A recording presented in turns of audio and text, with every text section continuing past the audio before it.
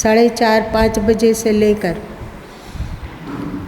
व्यक्तिगत के लिए कुछ नहीं किया जाता है। व्यक्तिगत उसके पहले भले ही आप जो भी है शांति सुकून, लेकिन एक बात है कि आप लोगों के धर्म में, सनातन धर्म में सत्संग के बाद मनन बहुत आवश्यक होता है ना। आप जो सत्संग सुने अथवा जाने अथवा कोई सदग्रंथ का स्वाध्याय किए, तो स्वाध्याय के उपरांत मनन की बहुत आवश्यकता होती है। तो चाहे अपने लिए ध्यान साधन, पर सबके लिए, अपने लिए भी मनन और सबके लिए भी मनन। वृंद जी ने जो कहा कि बाटन हारे को लगे जो मेहंदी का रंग, जो बांटने के लिए मेहंदी को उठाता है, तो जिसके हाथ में गया उसका हाथ तो रंगता ही रंगता है, साथ साथ में जो बांट रहा है उसका भी हाथ रंग जाता है, होता है ना। हम लोग क्या बांटना चाहते हैं? जैसे आज सुबह का चिंतन बतला रहे हैं आप लोगों को कि आज प्रातः मतलब 5 बजे के बाद से अभी तक कौन सा चिंतन चला, कौन सा चिंतन हावी रहा, उसकी चर्चा कर रहे हैं। गुरु माँ के चिंतन में आया कि उपनिषदें कहती है ऋते ज्ञानानुमुक्ति, और गीता में कहा गया ज्ञानम लब्ध्वाम पराम शांतिम चिरेणाधिगच्छति। और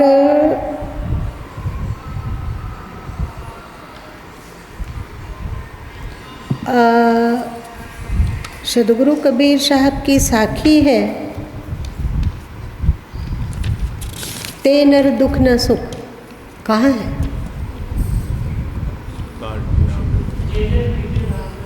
क्या? जे जन भेंजे राम रस विकसित कबहु न रोग, अनुभव भाव न दर्श, ते नर सुख न दुख। तो ये तीनों बातें बड़ी ही कीमती है। रीते ज्ञानानुमुक्ति अथवा ज्ञानम लब्ध्वाम पराम शांतिम चिरेणाधिगच्छति, अथवा जो जन भींगे राम रस विकसित कबहु न रोग। तो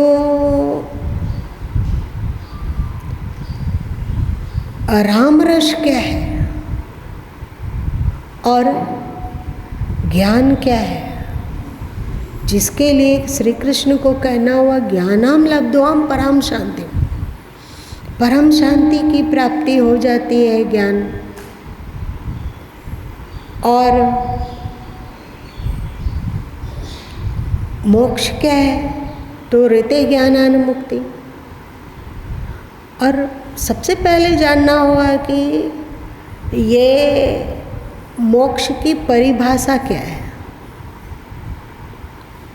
मोक्ष की परिभाषा क्या है? क्या है मोक्ष की परिभाषा?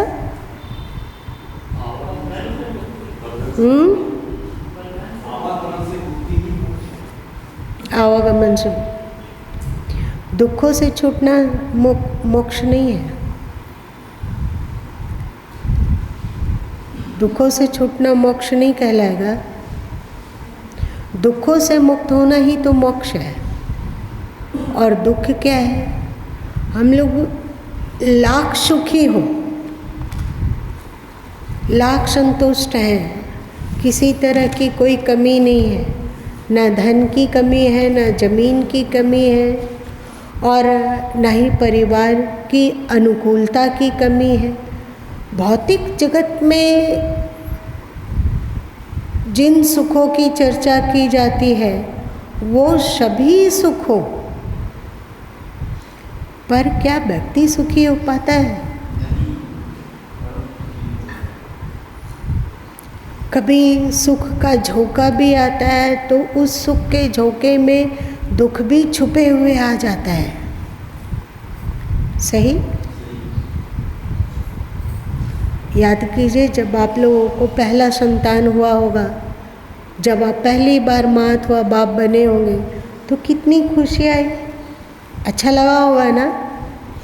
लेकिन क्या उस संतान से दुख की संभावना नहीं है?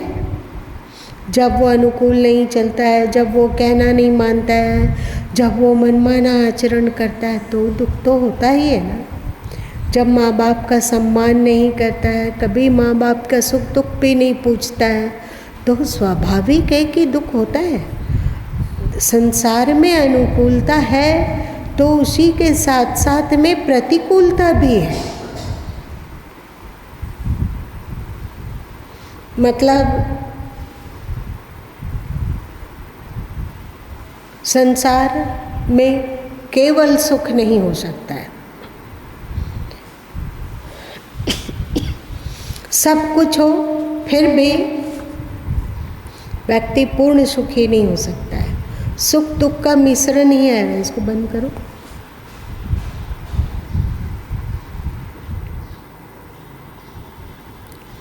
सुख दुख का मिश्रण ही होगा। तो ये सुख दुख का मिश्रण से ऊपर उठकर सुखी होने हेतु ज्ञान की आवश्यकता है। पर ज्ञान क्या? तो लोग कहते हैं कि आत्मज्ञान ही समस्त सुखों के मूल में है। पर क्या लगता है, हम लोग अयम आत्मा ब्रह्म अथवा अहम ब्रह्मस्मि अथवा तत्वमसि इत्यादि को रट लें, सुन लें और बोलने लग जाएं, तो इतने ही मात्र है आत्मज्ञान। आत्मज्ञान की चर्चा करने वाले बहुत आयत हैं, पर जब उनके जीवन में झांका जाता है तो अजीब अजीब तरह की आसक्ति है, और उस अजीब अजीब आसक्ति के कारण दुख है। जितनी शांति की चर्चा की जाती है कि ज्ञानम लब्ध्वाम परम शांति, वो लोगों के जीवन से झांकता नहीं है, क्योंकि अभी व्यक्ति आत्मा के तल पर नहीं जी रहा है। आत्मा के तल पर वो है ही नहीं, तो आत्मज्ञान अथवा आत्म साक्षात्कार अथवा आत्मस्थिति कैसे हो? अभी हम लोग किस तल पर जी रहे हैं? शरीर के तल पर, संसार के तल पर। तो ऐसा क्या चीज़ है, ऐसा कौन सा ज्ञान है जो शरीर और संसार के तल से शुरू हो और हमें स्नेह स्नेह स्नेह स्नेह करके उस आत्म तल तक पहुंचा दे? इसी पर चिंतन चल रहा था कि वो शरीर और संसार के तल पर जिया जा रहा है, ये तो बिल्कुल स्पष्ट है। आप लोगों के लिए स्पष्ट है कि अभी हम सभी का मन शरीर और संसार के तल पर है।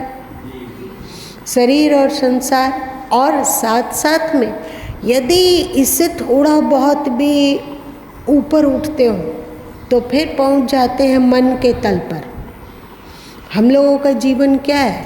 हम लोगों का जीवन किससे परिचालित है? मन से या आत्मज्ञान से?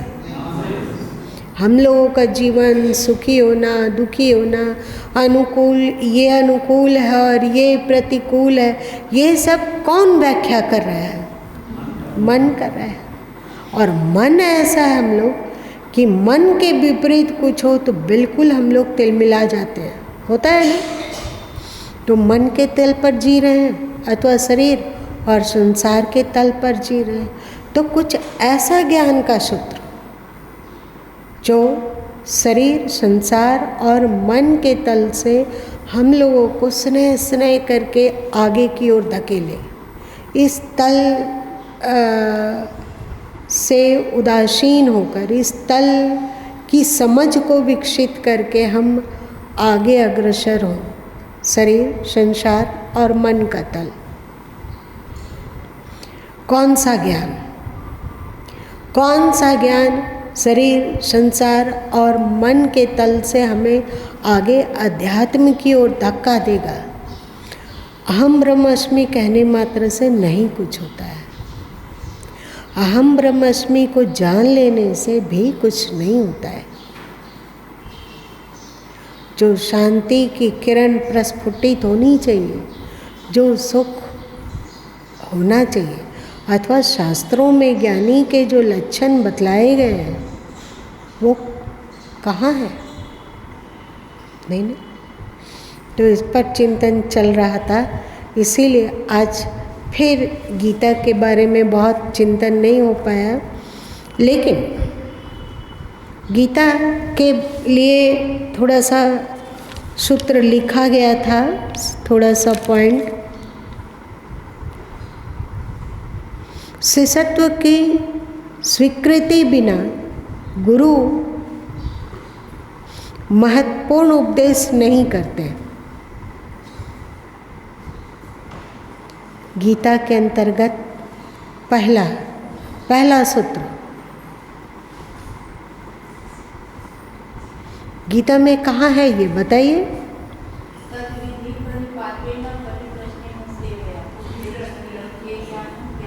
ये नहीं है, कहाँ है? हाँ, आप देखोगे कि गीता का पूरा पहला अध्याय अर्जुन के बकबक से शुरू हुआ, मतलब उसमें अर्जुन का बकबक ही ज़्यादा। दूसरे अध्याय में हम लोग पहुँचते हैं तो श्री कृष्ण चुप है और अर्जुन अपनी अलग अलग तरीके की बात कर रहा है। 7वें श्लोक में जब पहुँचते हैं हम लोग, गीता के दूसरे अध्याय के 7वें श्लोक में, और उससे और आगे बढ़ते हैं तो अर्जुन बिल्कुल उब जाता है और कहता है, शिष्यस्ते अंग साधि मांग तंग प्रपन्नम कार्पण्य दोष उपहत स्वभावा पृक्ष्वामि त्वाम धर्म सम्मूढ़ चेता। मैं कापरता से, मतलब अत्यंत दुखी हूँ। मुझे कोई भी सही और गलत का मार्ग नहीं दिख रहा है, इसलिए मैं आपसे अपने कर्तव्य को जानना चाहता हूँ और मैं आपसे धर्म को समझना चाहता हूँ कि धर्म का रहस्य क्या है। तो भी श्री कृष्ण चुप रहे। तो अर्जुन ने कहा, शिष्यस्तेहं शादी मांग त्वं प्रपन्नम। प्रपन्नम मतलब क्या होता है? समर्पण। शिष्यस्तेहं, मैं आपका शिष्य हूँ, है ना? मैं आपका शिष्य हूँ, मैं आपकी शरण में हूँ। आप मुझे सत्य और विवेक और धर्म का मार्ग बतलाइए। मैं राज्य नहीं चाहता। यदि अर्जुन राज्य की बात, राज्य की आसक्ति होती तो अर्जुन कहता कि आप बताइए कि मैं कैसे युद्ध करूं कि मैं विजय प्राप्त हूं और मुझे राज्य सुख मिले। सही, मैं अपने खोए हुए वैभव को प्राप्त करूं। ऐसा अर्जुन ने पूछा क्या पूछा? जो धर्म का मार्ग है वो हमें बताइए। यत् श्रेय स्यात् निश्चितं ब्रूहितं में, निश्चय पूर्वक करके बताइए कि श्रेय क्या है। 2 मार्ग है ना, श्रेय मार्ग और प्रेय मार्ग। प्रेय मार्ग जो हमारे मन को प्रिय लगता है, और श्रेय मार्ग मतलब जो हमारे लिए कल्याणकारी है। तो मैं मन को प्रिय लगने वाला मार्ग नहीं पूछ रहा, मैं अपने लिए कल्याणकारी मार्ग पूछ रहा हूँ। मैं ये नहीं कहता कि राज्य मिले तभी मेरा कल्याण होगा, अथवा मैं ये भी नहीं कह रहा है कि राज्य ना मिले तभी मैं सुखी रह सकूँगा। बिल्कुल उदासीन हूँ। मैं बिल्कुल ऐसे दोराहे में खड़ा हूँ जहाँ चाहता हूँ कि श्रेय मार्ग पर चलूँ, पर श्रेय मार्ग की जानकारी नहीं। अभी के समय में इस अवस्था में मेरे लिए क्या कल्याणकारी है और संसार के लिए क्या हितकारी है, वो हमें नहीं पता है। आपको क्या पता है? सनातन धर्म केवल आत्मकल्याण में संतुष्ट नहीं होता है।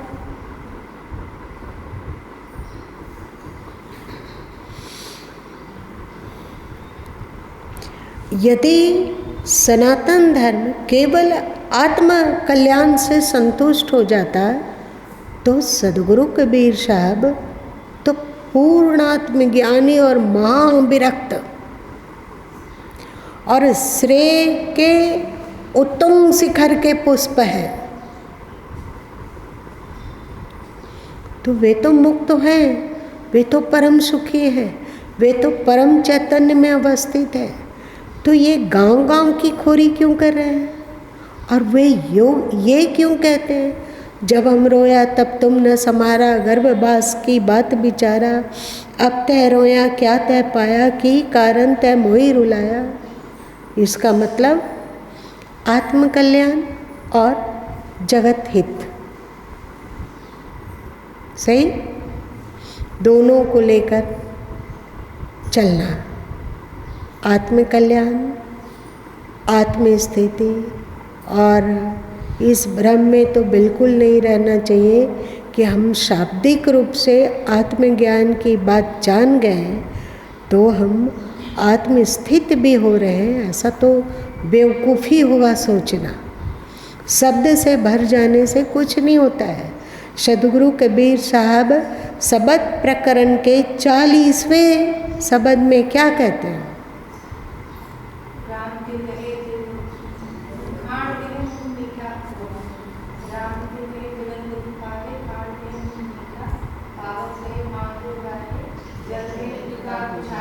हाँ, इसका मतलब क्या है कि केवल शब्द का उच्चारण कर लेने से अथवा शाब्दिक ज्ञान को प्राप्त कर लेने से कुछ नहीं होता। आप इधर रटते रहोगे कि मैं तो ब्रह्म हूँ, मैं तो आत्मा हूँ, मैं परमात्मा का अंश हूँ अथवा परमात्मा स्वरूप हूँ, जो मर्जी सो जपते रहो। लेकिन क्या ऐसा हुआ कि जे जन भींजे राम रस विकसित कबहु न रोक?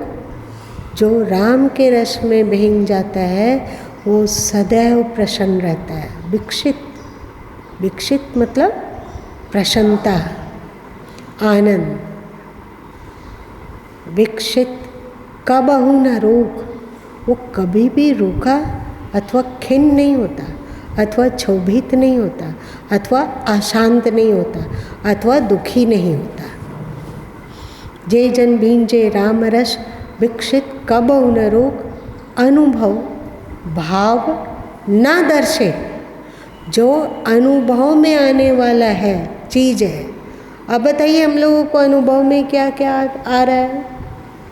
अनुभव भाव न दर्शे, जो अनुभव में आ रहा है, चाहे वो इंद्रियों के द्वारा आ रहा हो।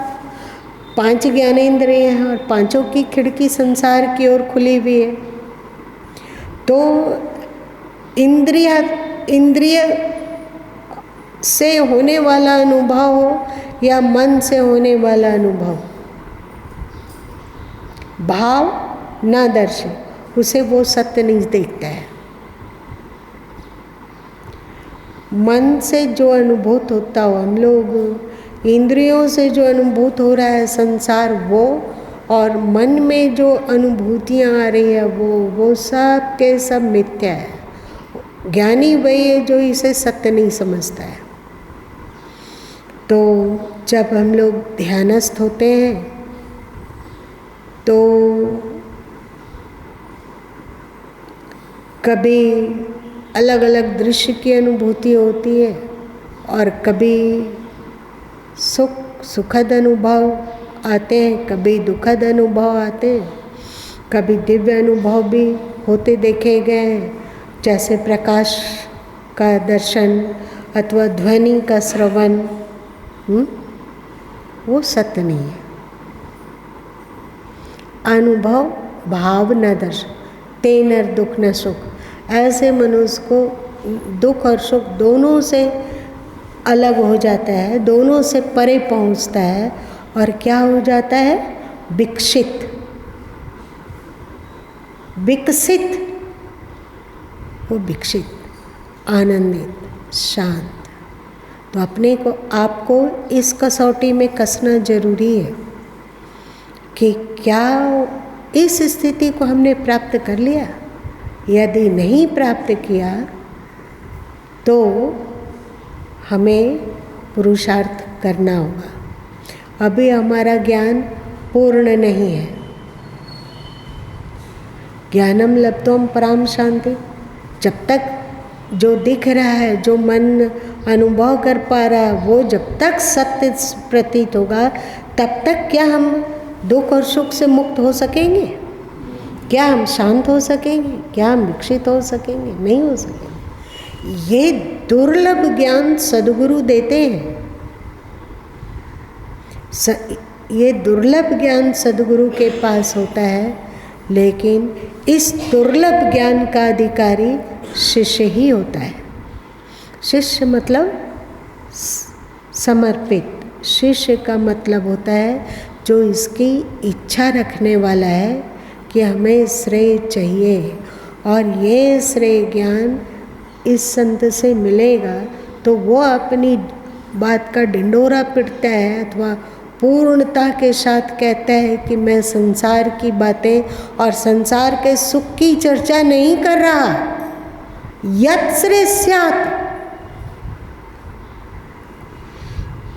मैं श्रेय को चाह रहा हूँ, प्रेय को नहीं। अब बताइए, हम लोग इस कसौटी में फेल हो जाते हैं, होते हैं ना? यत् श्रेय स्यात्, क्या केवल हम लोग श्रेय ही चाह रहे हैं? हमारे भीतर प्रेय की इच्छा नहीं है? बिल्कुल नहीं है। क्या, कैसा लग रहा है आप लोग को? हाँ, प्रेय की इच्छा है। हम अर्जुन की तरह डंगे की चोट से नहीं कह पा रहे हैं कि यत् श्रेय स्यात् निश्चितं ब्रूहि तन्मे। और जब अर्जुन में ये क्वालिटी आ गई तब श्री कृष्ण का उपदेश प्रारंभ हुआ। तो एक हुआ कि शिष्यत्व की स्वीकृति के बिना गुरु महत्वपूर्ण उपदेश नहीं करते। आपकी पात्रता ही नहीं है तो वे कैसे उपदेश करेंगे? आप एक पात्र लाए और दूध चाहते हो, पर उस पात्र में अनेक छिद्र हैं, तो क्या जो बुद्धिमान होगा वो अपना दूध, महत्वपूर्ण दूध, उस छिद्र वाले पात्र में डालेंगे? नहीं डालेंगे। तो श्री कृष्ण गुरु का उपदेश शुरू होता है शिष्यत्व, समर्पण और श्रेय की आकांक्षा, श्रेय में अवस्थित होने का दीवानापन कि अब मेरी आयु 50 साल हो गई, अब मेरी आयु 60 साल हो रही है, अब मेरी आयु 62 हो रही है। अब प्रतिदिन धीरे धीरे करके मृत्यु की ओर खिसका जा रहा है, पर श्रेय में अभी स्थिति हुई नहीं, श्रेय की जानकारी हुई है। जानकारी और स्थिति में अंतर है कि नहीं? जानकारी से, जानकारी हो जाने मात्र से हम दुख सुखों से नहीं छूट सकेंगे। जानकारी हो जाने मात्र से हम विकसितता को नहीं प्राप्त कर सकेंगे। जानकारी मात्र से हम श्रेय को नहीं पा सकते हैं, उसका आनंद नहीं ले सकते हैं, है कि नहीं? इसीलिए तो सदगुरु कबीर साहब ने कहा कि पोथी पढ़ी पढ़ी जग मुआ, पंडित हुआ ना कोई। जानकारी बढ़ जाने पर आप पंडित तो हो सकते हैं, पर ज्ञानी नहीं। पंडित होना अलग बात है और ज्ञानी होना अलग बात है। सदगुरु कबीर साहब ज्ञानी की बात कहते हैं।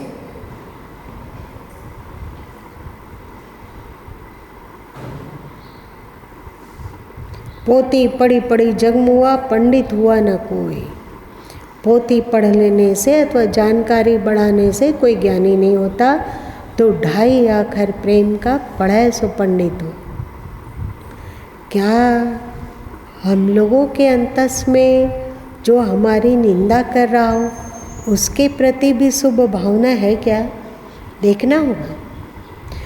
जो हमारे प्रतिकूल हो, जो हमेशा हमें चिढ़ाने के लिए ही बोलता हो अथवा मेरे मन के प्रतिकूल बोलता हो, क्या आप उसके बारे में भी प्रेम रख पा रहे हैं? व्यवहार से भले ही आप उसके लिए कठोर हो जाते हो, लेकिन क्या उसके लिए आप प्रेम का अनुभव कर पाते हैं कि सद्गुरु हे मालिक उसका भला करना, सर्वे भवन्तु सुखिनः, आप ला पा रहे हैं? उसका मंगल करना मालिक। क्या हो रहा है हम लोग के चित्त में? जो प्रतिकूल हो हमारा, जो निंदक हो हमारा, जो आलोचक हो हमारा, क्या उसका हित भी सोच पा रहे हैं? अगर सोच पा रहे हैं तो हम लोग ज्ञान की ओर अग्रसर हो रहे हैं। क्योंकि सद्गुरु कबीर साहब ने एक पंड में कह दिया, 2.5 आखर प्रेम का पढ़े 100 पंडित हो। इसका मतलब 2.5 आखर प्रेम क्या है? बिल्कुल वसुदेव कुटुंबकम और सर्वे भवन्तु सुखिनः की ही ध्वनि इस पद में आ रही है। आ रही है नहीं? तो हम लोग अपने आप को जांच सकते हैं। तो पहला पॉइंट ये हुआ। समय समाप्त हो गया है। दूसरा पॉइंट, सनातन कुल धर्म और सनातन धर्म में श्री कृष्ण के विचार। सनातन कुल धर्म और सनातन धर्म पर श्री कृष्ण के विचार।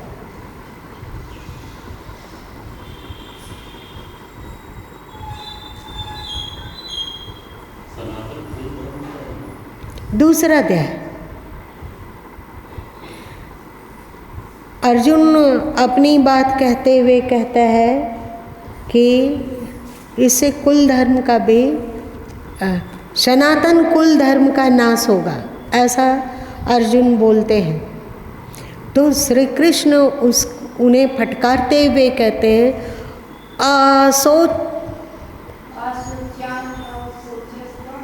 प्रज्ञावादश्च भाष्य से, जो सोचने लायक नहीं है उसके लिए तू चिंता करता और पंडितों की तरह गप्पा आता है। कहीं कुल धर्म सनातन हुआ है क्या? आप लोग तो किसी न किसी कुल में जन्म लिए ना, तो आप देखिए कि क्या 500 साल पहले भी आपका कुल धर्म यही था कि कुछ और था? क्या लगता है आपको कि आप जिसे कुल धर्म अपना मान रहे हैं, आपके बेटे बेटियां भी उसी कुल धर्म को मान रहे हैं कि उसका कुछ और ही विचार है? बताइए।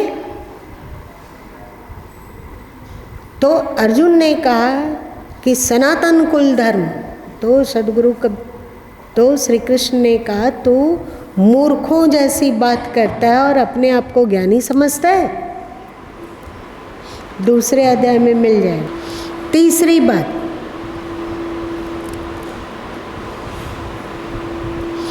आत्मा का विज्ञान। पहले हम लोगों को जानना होगा कि आत्मा का विज्ञान क्या है। आप लोग बताइए, आप लोगों में से यहाँ कोई साइंस पढ़े हैं? साइंस से पढ़ाई की है? आपने पढ़ाई की? बस भल, अच्छा आप भी पढ़े। तो साइंस में आप लोग को 10वां और मैट्रिक में प्रैक्टिकल की पढ़ाई होना शुरू हो जाता होगा। नहीं भी पढ़े हैं तो देखे तो ज़रूर होंगे कि साइंस स्टूडेंट इस समय प्रैक्टिकल क्लास में जा रहे हैं ना। तो प्रैक्टिकल क्लास में उतरने से पहले उसका थ्योरी पढ़ाया जाता है या नहीं? पढ़ाया जाता है ना। आप पहले थ्योरी पढ़ो कि किस चीज़ को किस चीज़ में मिलाने से क्या चीज़ बनता है। उसके बाद फिर उसका प्रैक्टिकल देख लो। प्रैक्टिकल करने की क्षमता प्राप्त करके वहाँ जाओ प्रैक्टिकल करने। तो श्री कृष्ण अब थ्योरी पढ़ाएंगे, आत्मा का विज्ञान। प्रैक्टिकल इसमें नहीं है। अभी आपको थ्योरी पढ़ाया जाएगा, आत्मा का विज्ञान। चौथी, स्थिर बुद्धि पाने का मार्ग। स्थित प्रज्ञा तदुच्यते, दूसरे अध्याय में है ना, तो स्थिर बुद्धि पाने का मार्ग।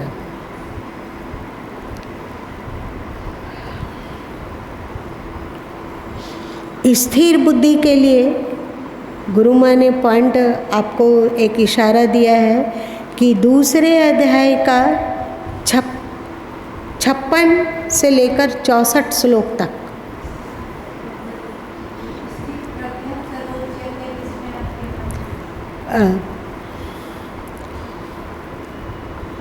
छप्पनवें श्लोक से 64वें श्लोक तक। फिर है स्थिर बुद्धि का विनाशक। स्थिर बुद्धि को नष्ट कर देने वाला क्या क्या चीज़ है? पूर्ण ज्ञान के लिए कि ज्ञानम लब्ध्वम पराम शांति, इसी जीवन में श्वास के समाप्त होने से पहले उस स्थिति को प्राप्त कर लेना है। आप लोग ये मत सोचना कि हम गृहस्थी कैसे प्राप्त करेंगे। अर्जुन अथवा कृष्ण कौन मात्र सन्यासी थे? राजा जनक कौन से मात्र सन्यासी थे? हमारे ऋषि महर्षि लोग सृष्टि के आदि में जिन्होंने वेदों के ऋचाओं का साक्षात्कार किया, वे लोग में से कितने लोग सन्यासी थे?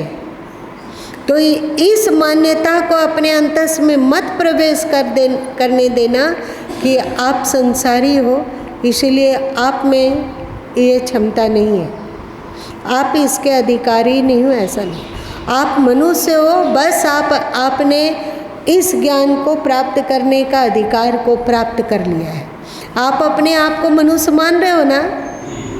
सबको ही मान रहे हैं, तो बस हो गया, हम लोग इस ज्ञान के अधिकारी हैं। तो पांचवा पॉइंट है कि स्थिर बुद्धि मतलब ज्ञान का विनाशक कौन कौन सा पहलू है जो हमारे ज्ञान का अपहरण कर लेता है, जो हमें जानते हुए भी अज्ञान की दिशा में धकेल देता है। सब जानते हैं पर विवश होकर अज्ञान की दिशा की ओर बढ़ जाते हैं। कौन है ये? इसके लिए गुरु माँ ने कहा कि दूसरे अध्याय का 66वां और 67वां श्लोक।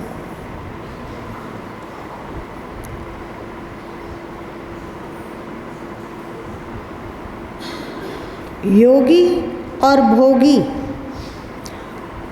इस संसार में कौन है श्रेय मार्ग का अनुगामी और कौन है प्रेय मार्ग में भटकने वाला? स्पष्ट पहचान। योगी कौन और भोगी कौन, ये है दूसरे अध्याय का 69वां श्लोक।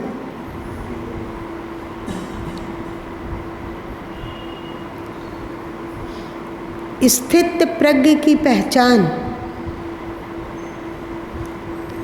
अब हम आत्मज्ञान में आरूढ़ हो रहे हैं, अब हम आत्मज्ञान में स्थिर हो रहे हैं। हमारा आत्मज्ञान मात्र शास्त्रीय नहीं है, प्रत्युत हमारा आत्मज्ञान हमारा स्वभाव है, हमारी उसमें स्थिति है।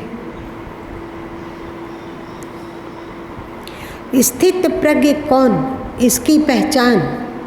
स्थित प्रज्ञ की पहचान की कौन ज्ञानी है? दूसरे अध्याय का 68 से 70 श्लोक, 68, 69 नहीं, 68, 70, 71 और 72। आज इतने ही रहने थे क्या? क्योंकि 9-10 हो गया। हम लोग का समय तो 8:30 तक ही रहता है। चलो कुछ भी हो, हम सब इसमें इसका चिंतन करेंगे, इसका मनन करेंगे और इसमें डुबकी लगाएंगे, तो हो सकता है कि हम प्रेम मार्ग में आसक्त होने की आदत से मुक्त ना हो सके। श्रेय मार्ग में पूर्णतः अग्रसर न हो, पर श्रेय मार्ग का अनुगामी बनने का संस्कार जरूर बन जाएगा। क्या कहते हो आप लोग? हाँ, यदि हम इसमें डुबकी लगाएंगे, इसका चिंतन करेंगे, मनन करेंगे, इसका अनुसंधान करेंगे कि क्या है प्रेम श्रेय मार्ग के अनुगामी कैसे बना जाता है, श्रेय मार्गी की पहचान क्या है, श्रेय मार्ग से हमें प्रेम मार्ग में कौन धकेल देता है, इन सब का यदि चिंतन करेंगे तो श्रेय मार्ग में चलने का संस्कार बनेगा और ये संस्कार मृत्यु छीन नहीं सकेगी।